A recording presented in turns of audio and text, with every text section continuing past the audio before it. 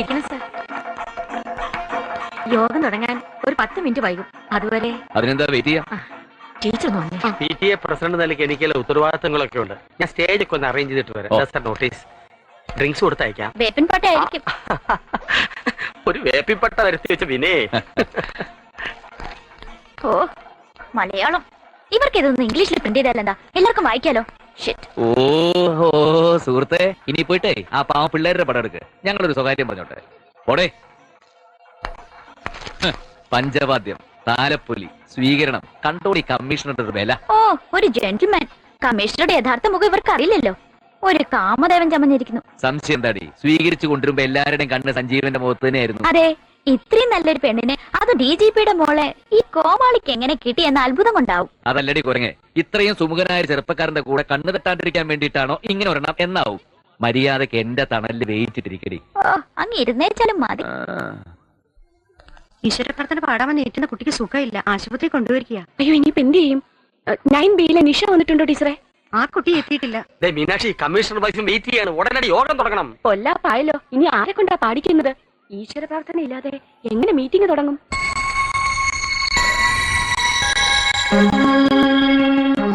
DGPയുടെ മോളെ ഒരു പാഠം പഠിപ്പിക്കാൻ പറ്റിയ അവസരം. ഇവള് പാടും. ഇനിയിപ്പോ നമ്മൾ എന്ത് ചെയ്യും? ശരിയാ. എന്താ പ്രശ്നം? ഈശ്വര പ്രാർത്ഥന കാര്യം പറയുന്നത് കേട്ടു. അല്ല, ഈശ്വര പ്രാർത്ഥന പാടാമെന്ന കുട്ടിക്ക് പെട്ടെന്നൊരു അസുഖം. മറ്റൊരു കുട്ടിയെ അല്ല, ഈശ്വര പ്രാർത്ഥന ചൊല്ലാൻ പറ്റിയ ഒരാൾ ഇവിടെ തന്നെ ഉണ്ടല്ലോ. പക്ഷെ നിങ്ങളുടെ സ്റ്റുഡന്റ് ഇല്ലാന്ന് മാത്രം. അതാ സർ? എന്റെ ഭാര്യ ഗീതു. അവൾക്ക് ഈ പബ്ലിക് ഫംഗ്ഷനിലൊക്കെ പാടാൻ വലിയ താല്പര്യ. അല്ല, നിങ്ങളുടെ സ്കൂൾ നിയമത്തിന് വിരുദ്ധമാണെങ്കിൽ വേണ്ട. അയ്യോ, ഞങ്ങളുടെ വിശിഷ്ട അതിഥി തന്നെ ഈശ്വര പ്രാർത്ഥന ചെല്ലുന്നത് ഞങ്ങൾക്ക് അഭിമാനമല്ലേ സാർ?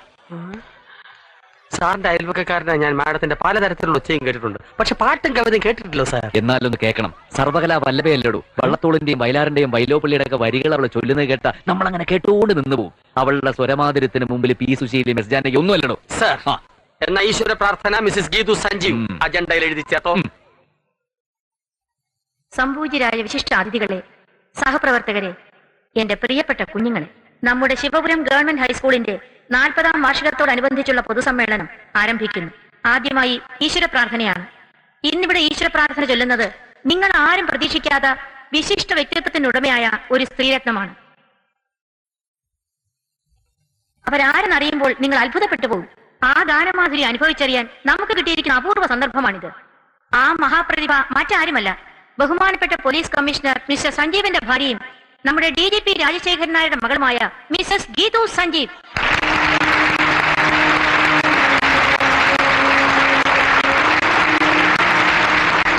ഈശ്വര പ്രാർത്ഥനയ്ക്ക് പുറമെ ഇടയ്ക്കൊരു പാട്ടുകൂടി പാടി ഈ വേദി ധന്യമാക്കണമെന്ന് അഭ്യർത്ഥിച്ചുകൊണ്ട് മിസസ് ഗീതുവിനെ ക്ഷണിച്ചു വിടുന്നു. അവര് ക്ഷണിച്ചല്ലേ, ധൈര്യമായിട്ട് നാണം കൊണ്ട ഇതിൽ നാണിക്കാൻ എന്തിരിക്കുന്നു? Come on please. ചെല്ല്.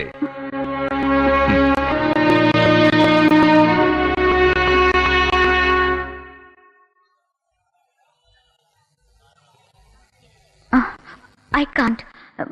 എനിക്ക് പ്രേയർ സോങ് അറിയില്ല. അയ്യോ, കാണാതെ അറിയില്ലായിരിക്കും. സാരില്ല, ഞാൻ എഴുതരാം. അഖിലാണ്ട മണ്ഡലം അണിയിച്ചൊരുക്കി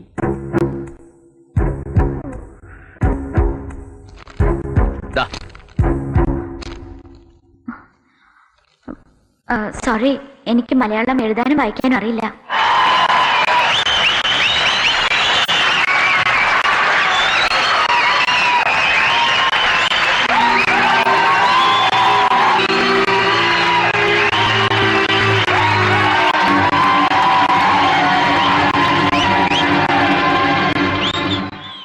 കുട്ടൻ അവിടെ പോയിരിക്കേ.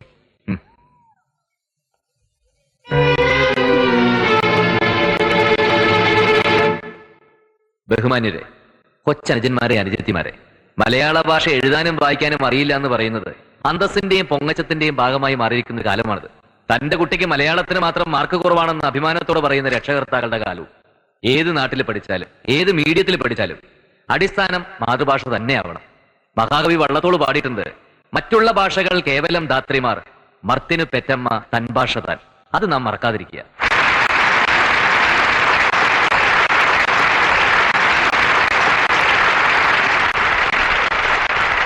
ഇരുപത് വർഷങ്ങൾക്ക് മുമ്പ് ഈ സ്കൂൾ മുറ്റത്ത് അസംബ്ലി കൂടുമ്പോ ഞാനും കൂട്ടുകാരും കൂടി പാടിയിരുന്ന ആ പ്രാർത്ഥനാ ഗാനം വീണ്ടും ഇവിടെ നിങ്ങളുടെ സമക്ഷം ആലപിക്കുവാൻ എനിക്ക് അഭിമാനമുണ്ട്. പൂർവ്വ വിദ്യാർത്ഥി എന്ന നിലയിൽ അതെന്റെ അവകാശമാണ്. അഖിലാണ്ട മണ്ഡലമണിച്ചൊരുക്കി അതിനുള്ളിൽ ആനന്ദ ദീപം കൊളുത്തി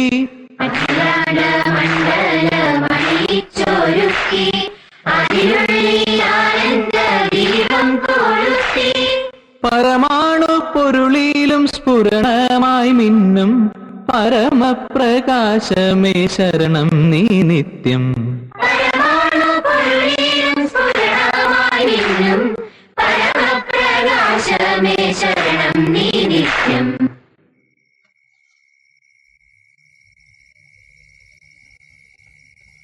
അന്ന് ഇംഗ്ലീഷ് അറിയാൻ പാടില്ലാത്തതുകൊണ്ട് നീ എന്റെ സഹോദരിമാരെ കരയിച്ചതേ നിന്റെ തലതിരിഞ്ഞ 4 കൂട്ടുകാരികൾ മാത്രമേ കണ്ടുള്ളൂ. മലയാളം അറിയാൻ പാടില്ലാത്തതുകൊണ്ട് നീ കരഞ്ഞത് ആയിരക്കണക്കിന് ആളുകൾ അടി കണ്ടത് ദൈവം ഉണ്ടാക്കി തന്നൊരു ചാൻസ് അത്. അല്ലെങ്കിൽ പിന്നെ പ്രാർത്ഥന ചൊല്ലാമെന്ന് നേരിടുന്ന കുട്ടിക്ക് അസുഖം വരാനും അത് ഞാനറിയാനും എനിക്ക് അങ്ങനെ ഒരു ഐഡിയ തോന്നാനും കലാപരിപാടി വൻ വിജയമായിരുന്നില്ലേ? Circumstances the villain. എന്തോ വല്ലതും പറഞ്ഞായിരുന്നോ? ആ, സാഹചര്യമാണ് ഇപ്പോഴത്തെ വില്ലൻ. അതിപ്പോ നിങ്ങളുടെ ഭാഗത്താ. നാളെ ആ പന്ത് എന്റെ കോർട്ടിലും വരും. വരട്ടെ. കാമാക്ഷി, നിന്റെ മക്കളെല്ലാം ഉണ്ടോ നോക്ക്. മീനാക്ഷി, നിന്റെ കുട്ടികളെ നീ ശ്രദ്ധിച്ചോണം. അവിടെ ചെന്ന് ബഹളമൊന്നും വെക്കല്ലേ മക്കളെ.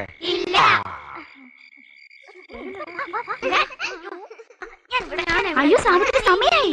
എന്താ ചേച്ചി? ഇന്നല്ലേ സാറും മാഡമായിട്ടുള്ള മനംപോലും മംഗല്യം പരിപാടി. ഓ, ഞങ്ങളത് മറന്നു. അച്ഛാ, ഏട്ടനടുത്തുള്ള TV പ്രോഗ്രാം.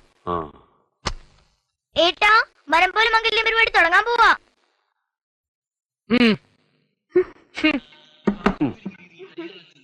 മോളെ ശകലമാർ. സുപ്രിയ ടിവിയുടെ മനം പോലെ മംഗല്യം എന്ന പരിപാടിയിലേക്ക് എല്ലാ പ്രേക്ഷകർക്കും സ്വാഗതം. പരസ്പര ധാരണ, സ്നേഹം, ഇഷ്ടാനിഷ്ടങ്ങൾ എന്നീ കാര്യങ്ങളിൽ ദമ്പതിമാർക്കുള്ള ഐക്യം പരീക്ഷിച്ചറിഞ്ഞ് ഏറ്റവും മനഃപ്പൊരുത്തമുള്ള ദമ്പതികളെ തിരഞ്ഞെടുക്കുന്ന പരിപാടിയാണിതെന്ന് എല്ലാ പ്രേക്ഷകർക്കും അറിയാമല്ലോ. ജീവിത പങ്കാളികൾ ഈ ഷോയിൽ അവരുടെ അനുഭവങ്ങൾ പങ്കുവയ്ക്കുന്നു. ഇന്നത്തെ മനം പോലെ മംഗല്യം പരിപാടിയിൽ പങ്കെടുക്കാനെത്തിയ ദമ്പതികളെ നമുക്ക് പരിചയപ്പെടാം. ഇദ്ദേഹം കേരളത്തിലെ സമർത്ഥനായ പോലീസ് കമ്മീഷണറും ഗായകനും മികച്ച കലാകാരനുമായ മിസ്റ്റർ സഞ്ജീവൻ IPS. അദ്ദേഹത്തിന്റെ ഭാര്യ കേരള പോലീസ് ഡയറക്ടർ ജനറലിന്റെ മകൾ മിസ്സസ് ഗീതു സഞ്ജീവ്. അടുത്തതായി മിസ്റ്റർ വേണുഗോപാൽ. ഇദ്ദേഹം. ഇനി നമുക്ക് ഭാര്യമാർ തങ്ങളുടെ ഭർത്താക്കന്മാരെ എങ്ങനെ വിലയിരുത്തുന്നു നോക്കാം. ആദ്യം മിസ്റ്റർ സഞ്ജീവിനെ കുറിച്ച് ഗീതു സഞ്ജീവ്. ഞാൻ വളരെ ലക്കിയാണ്. സഞ്ജീവിനെ പോലെ പെർഫെക്റ്റ് ആയ ഒരു ഹസ്ബൻഡിന് കിട്ടിയതിൽ. പോലീസ് കമ്മീഷണർ ആവുമ്പോ വളരെ ടഫ് ആയിരിക്കുമെന്നാണ് ഞാൻ വിചാരിച്ചത്. But is very soft and friendly. വളരെ ക്ഷമയുള്ളവനാണ്. My husband is equal to god. അദ്ദേഹം പറയുന്നത് എന്തും ഞാൻ ഒബേ ചെയ്യും. അദ്ദേഹം ഡാം ഹെൽ, ഒരു ഫാമിലി ഷോ. ആരും കാണണ്ട. എല്ലാരും പൊയ്ക്കോ പൊയ്ക്കോ. TV ഓൺ ചെയ്യടി. വേണ്ട, എനിക്ക് കാണണ്ട. നിനക്ക് കാണണമെങ്കിൽ വേണ്ട, അവിടെ കാണാൻ വേറെ ആൾക്കാരുണ്ട്. എന്റെ ഹസ്ബൻഡ് പറയുന്നത് എന്ത് ഞാൻ ഒബേ ചെയ്യുന്നു നീ ഇപ്പൊ പറഞ്ഞല്ലേ ഉള്ളൂ. നീ എന്നെ കുറിച്ച് പറഞ്ഞത് നിനക്കൊന്ന് കേക്കട്ടെ. പരസ്പര ധാരണ, അണ്ടർസ്റ്റാൻഡിംഗ് ആണ് ഞങ്ങളുടെ ലൈഫിന്റെ സക്സസ്. ഞാൻ പറയുന്നത് സഞ്ജുവും സഞ്ജു പറയുന്നത് ഞാനും മനസ്സിലാക്കി പൂർണ്ണമായും സഹകരിക്കും. സഞ്ജുവിന്റെ വീട്ടിലെ അന്തരീക്ഷവുമായി എനിക്ക് പെട്ടെന്ന് തന്നെ ഇണങ്ങിച്ചേരാൻ.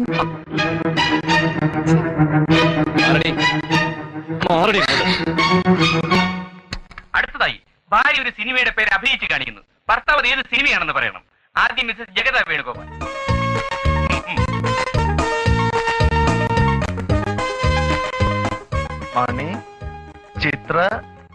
മണിച്ചിത്രത്താഴ്.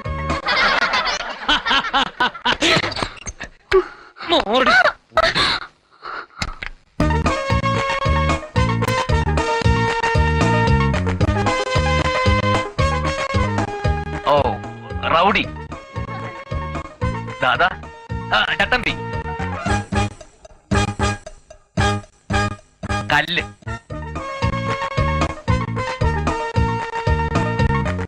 ആണി. ചട്ടമ്പി, കല്ല്, ആണി. ചട്ടമ്പി, ചട്ടമ്പി, ചട്ടമ്പി കല്യാണി. എനിക്ക് ആലോചിക്കേണ്ടി വന്നില്ലടേ. DGP വളർത്തിയ അൽസേഷൻ നായാന്ന് എനിക്ക് പറയാൻ തോന്നിയത്. TV കാണണ്ടെന്ന് പറഞ്ഞപ്പോ മര്യാദക്ക് അവിടെ ഇരുന്ന് കണ്ടോണം. എനിക്ക് TV ഓഫ് ചെയ്യണം. Sanju, I'll become mad. You come, Shani. Leave me. അതിന് കേരളത്തിലെ ദാമ്പത്യ ബന്ധത്തിന്റെ പ്രത്യേകത. മനഃപൂർവ്വമുള്ള അടുത്ത ബന്ധങ്ങൾ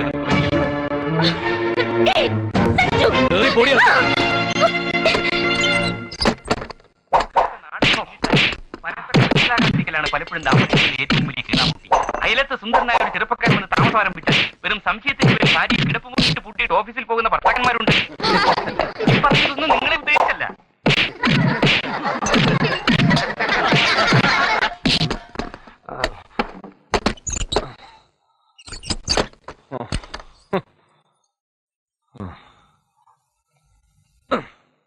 എന്ത് പറ്റി സാർ?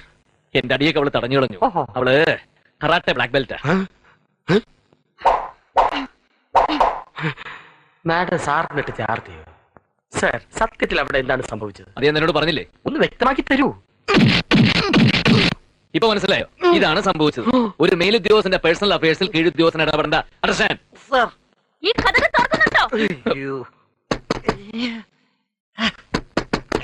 തുറന്നില്ലെങ്കിൽ ഞാനിത് ചവിട്ടി പൊളിക്കും.